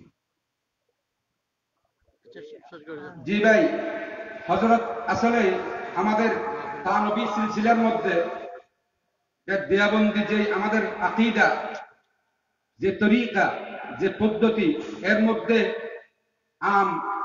প্রকাশ্য এলান করে কোন বায়াত গ্রহণ করার আমাদের মুরব্বীদের কোন সিস্টেম ছিল না। বিদায় হযরত আমাকে বলতেছেন, তুমি প্রকাশ্যভাবে এলান করে বায়াতের কথা কেন বলতেছ? আমাকে অনেকে তাকাজা পেশ করেছেন, সেজন্য আমি মেঘে বলতেছি, হযরত থেকে মাপ চেয়ে নেব, এটা আমার ভুল হয়েছে। তারপরে আপনাদের যাদের ইচ্ছা আপনারা নামাজের পর দারুল হাদিস ভবনের মধ্যে যাবেন। জি ইনশাআল্লাহ তাআলা হযরত দোয়া করবেন এখন আমাদের জন্য, মাদ্রাসার জন্য, বিশেষ করে আমার আব্বা মরহুম রহমতুল্লাহ আলাইহির মাগফিরাতের জন্য দোয়া করবেন। দোয়ার জন্য আর কেউ নাই, আমারই করতে হইব দোয়া। দোয়া তো আপনি আমাদের সবাই দুরূদ শরীফ পড়ে আল্লাহুম্মা সাল্লি আলা সাইয়্যিদিনা ওয়া মাওলানা মুহাম্মদ। اللهم صل على سيدنا ومولانا محمد وعلى آله وصحبه وبارك وسلم. اللهم صل وسلم وبارك على سيدنا ومولانا محمد وعلى آله وصحبه وبارك وسلم. أستغفر الله أستغفر الله أستغفر الله أستغفر الله الذي لا إله إلا هو الحي القيوم وأتوب إليه. لا حول ولا قوة إلا بالله العلي العظيم. ربنا ظلمنا أنفسنا وإن لم تغفر لنا ذنوبنا وترحمنا لنكونن من الخاسرين. ربنا لا تزغ قلوبنا بعد إذ هديتنا وهب لنا من لدنك رحمة إنك أنت الوهاب. ربي زدني علما ربي زدني علما ربي زدني علما. رب اشرح لي صدري ويسر لي أمري واحلل عقدة من لساني يفقه قولي.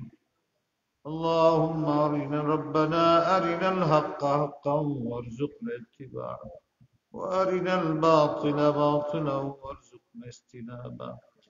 يا حي يا قيوم يا حي يا قيوم يا حي يا قيوم برحمتك نستغيث نسأل منك الجنة ونعوذ بك من النار. نسأل منك الجنة ونعوذ بك من النار. نسأل منك الجنة ونعوذ بك من النار. نسأل منك حسن الخاتمة ونعوذ بك من سوء الخاتمة.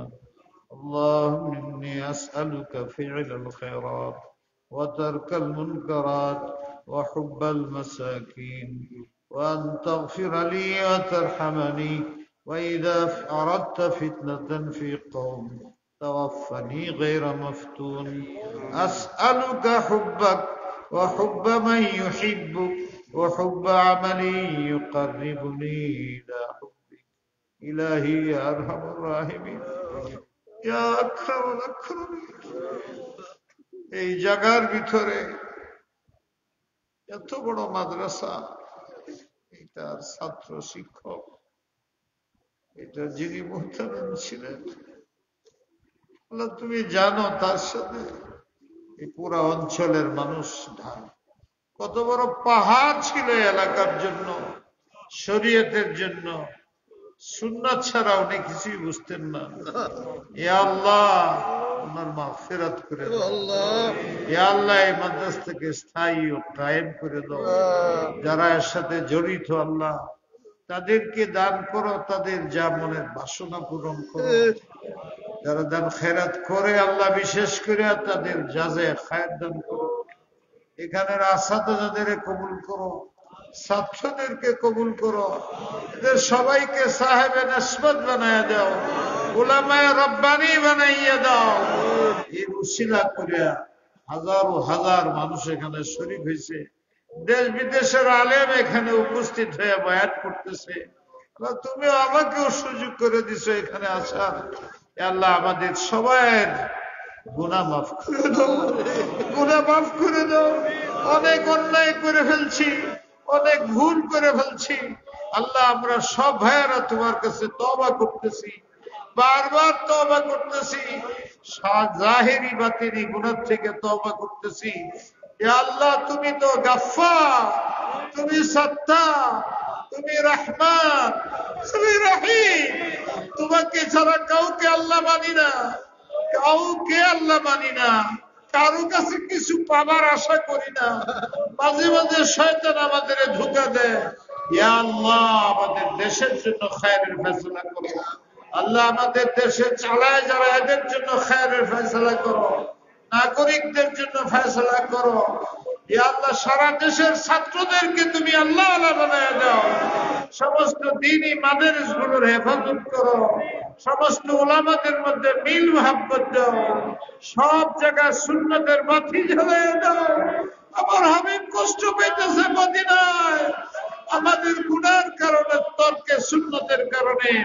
নামাজ সুন্নত মোতাবেক, আযান সুন্নত মোতাবেক, ইকামত সুন্নত মোতাবেক, চলাফেরা সুন্নত মোতাবেক, সমস্ত আমল সুন্নত মোতাবেক করার তৌফিক দাও আল্লাহ। বিশেষ করে মজলিসে যারা হাত উঠায় রাখছি, চোখের পানি বাইরেছে আল্লাহ। ইয়া আল্লাহ এবার যুবকরা আছে, অসংখ্য যুবকরা আছে। হে আমার যুবক ভাইরা, হে এলাকার যুবক ভাইরা, কয়দিন তুমি যুবক থাকবে? একদিন তুমি 3 হাতের নিচে যেতে হবে। কত বড় আলেম ছিলেন কামলা তৈয়ব সাহেব, ওই মাটির নিচে পড়ে আছে। ওখানে তোমাকেও যেতে হবে, আমাকেও যেতে হবে। কখন যাইতে হবে জানা নাই। তৈরি হয়ে যাও, তৈরি থাকো, তৈরি হয়ে যাও, তৈরি থাকো। 5 ওয়াক্তের নামাজ ছেড়ো না, 5 ওয়াক্তের নামাজ ছেড়ো না, 5 ওয়াক্তের নামাজ ছেড়ো না। যাই করো 5 ওয়াক্তের নামাজ ছেড়ো না। উঠতে বসতে আল্লাহর জিকির করবে। দৈনিক 1 পৃষ্ঠা হলে কোরআন শরীফ তেলাওয়াত করো।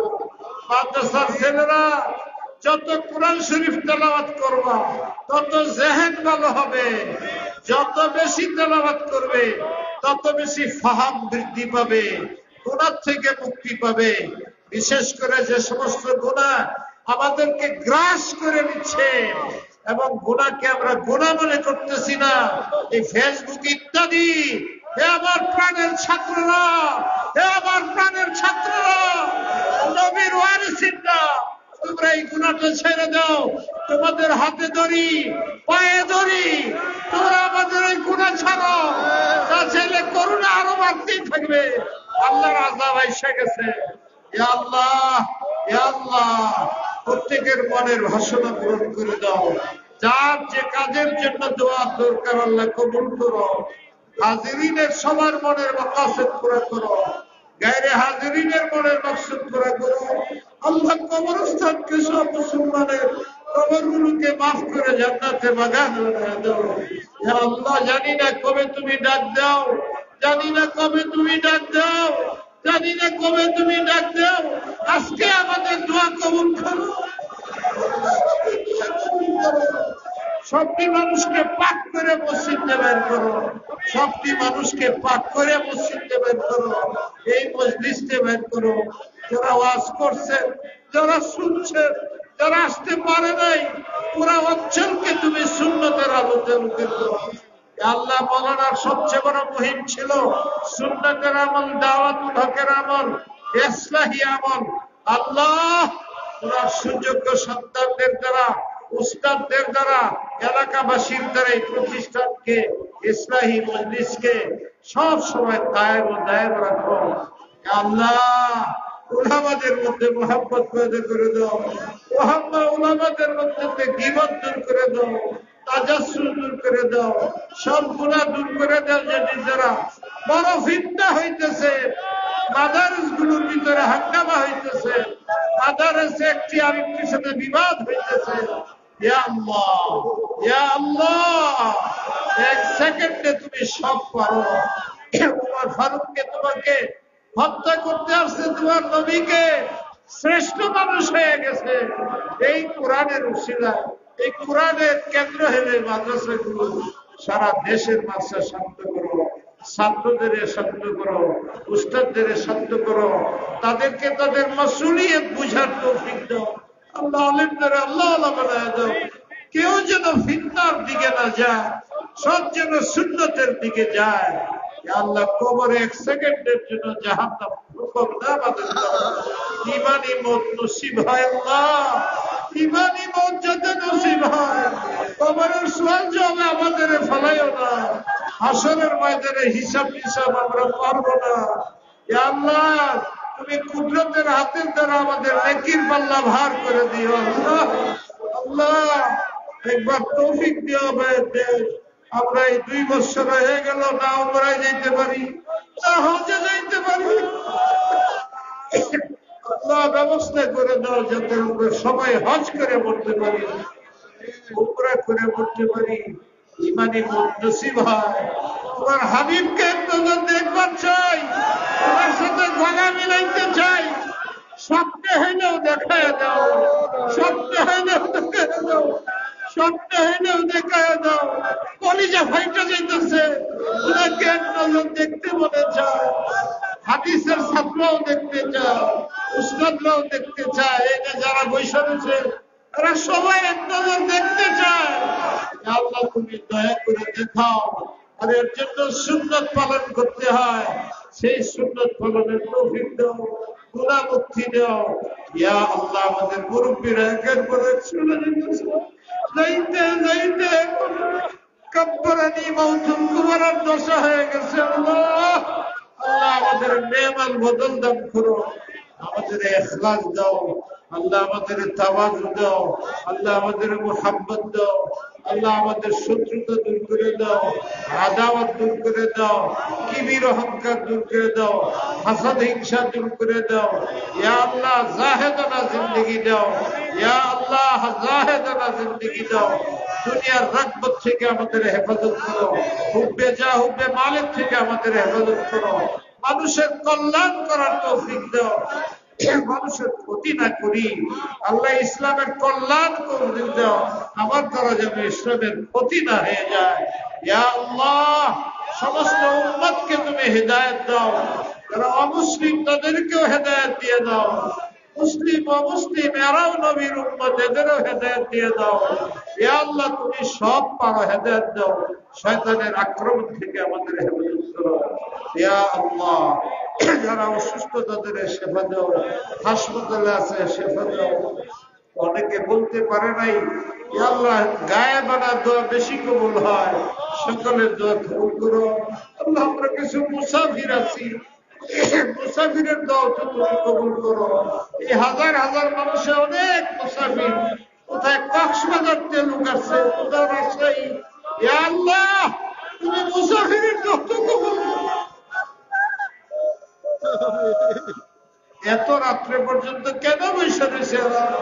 হাদিসে আসছে এরকম মজলিসে চতুর্দিকে ফেরেশতা থাকে, আমিন বলে, রহমত নাজিল হয়, সাকিনা নাজিল হয়, জান্নাতের ফয়সালা হয়।